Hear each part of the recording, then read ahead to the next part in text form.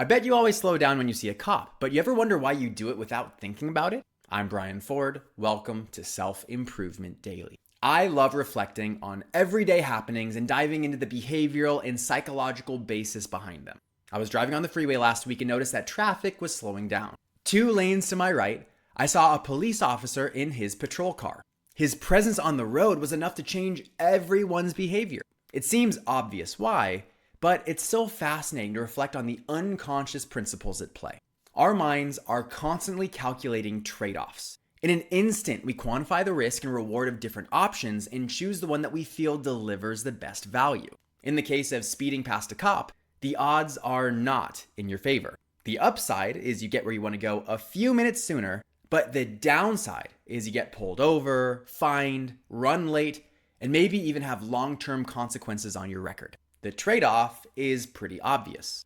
It's not worth speeding past a cop. But it's not like we consciously make that choice. We slow down without having to think about it. The imminent threat of getting pulled over immediately impacts our behavior, and we unanimously slow down. While that example might be semi-conscious because it makes logical sense why you do that, the same principles apply for decisions you're less aware of, like waiting in line. It's not like you make a conscious decision to do it. You just do. And that's because of the inherent trade-offs. Could you voice your needs to everyone in line and request that you get served first? Or could you just skip the line and walk up to the front and demand people pay attention to you?